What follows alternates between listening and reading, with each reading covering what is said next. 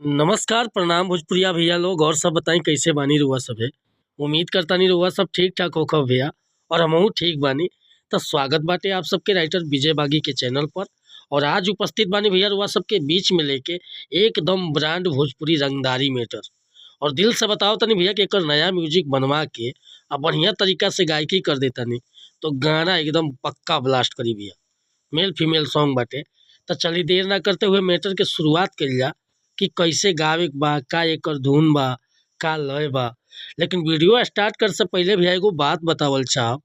रउआ अगर नया सिंगर बानी सिंगिंग में इंटरेस्ट बा, अच्छा मैटर के तलाश में भटकतानी, बढ़िया गीत नइखे मिलत, सही तुकबंदी नइखे मिलत या मन पसंद के मैटर नइखे मिलत, तो भैया अगर हमरा चैनल पर आ गइल बानी तो सबसे पहले चैनल के सब्सक्राइब कर ली, बेल आइकन प्रेस कर ली। हर रोज रउआ के नया मैटर सुने के, देखे के और गावे के मिलत रही भैया। आज रउआ कोनो प्रकार के मैटर लिखवावे के बा, जैसे कि sad song, love song, orchestra song, romantic song, धोबी गीत या पूर्वी गीत, निर्गुण गीत, चाहे सीजनली कोनो प्रकार के मैटर, तो बेहिचक रउआ कॉल कर सकीले। डिस्क्रिप्शन में नंबर देले बानी, बिल्कुल उचित चार्ज पर भैया रउआ के फुल गाना व्हाट्सएप के जरिए मिल जाई। कोनो प्रकार के पर्सनली मैटर लिखवावे खतरा बेहिचक रउआ कॉल या व्हाट्सएप कर सकतानी।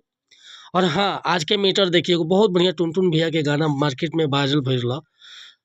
दर दर दर दर दर दर दाई दर दर दर दर दर दर दाई, वह धुन बाटे। लेकिन देखी कैसे गाओ बटे कि छेड़ल पड़ जाई भारी, हा जोनी करो रंगदारी। हे बाबू सुन कि छेड़ल पड़ जाई भारी, हा जोनी करो रंगदारी।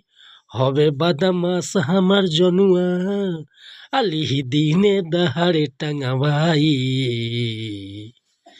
कि कमना के बाबी मजाल टकराई, उठाइले हो पिस्टल तो पक्का ठोकाई, उठाइले हो पिस्टल तो पक्का ठोकाई। हरे कमना के बाबी मजाल टकराई, उठाइले हो पिस्टल तो पक्का ठोकाई, उठाइले हो पिस्टल तो पक्का ठोकाई। तो भैया सर्दी जुकाम की वजह से हमारा आवाज़ थोड़ा भारी बाटे, वो सब ऊपर से गा नहीं पाओ। तो रउआ एकरा के अगर बढ़िया से गा देतनी, फीमेल भी बढ़िया गा दलस, तो गाना एकदम रंगदारी के पक्का वायरल होखी भैया। तो अगर ये मैटर पसंद बा, फुल गीत लिखवावे के चाहतनी, तो बेहिचक हमरा व्हाट्सअप नंबर पर संपर्क कर सकीले। व्हाट्सअप के नंबर दे देतानी 8874473128। कोनो प्रकार के मैटर रुआ लिखवावे के बा, चाहे नया म्यूजिक बनवावे के बा, चाहे पर्सनली कोनो सॉन्ग चाहिए, तो बेहिचक रुआ कॉल कर सकीले या व्हाट्सअप कर सकीले। मिलतानी फिर से अगला वीडियो में। अगर ये वीडियो पसंद आए तो एगो लाइक करब, कमेंट करब। अगर हमसे गाँव में कोनो त्रुटि भइल हो तो क्षमा चाहतनी भैया, काहे कि हम राइटर बानी, सिंगर ना। जय हिंद, जय भारत, जय भोजपुरी समाज।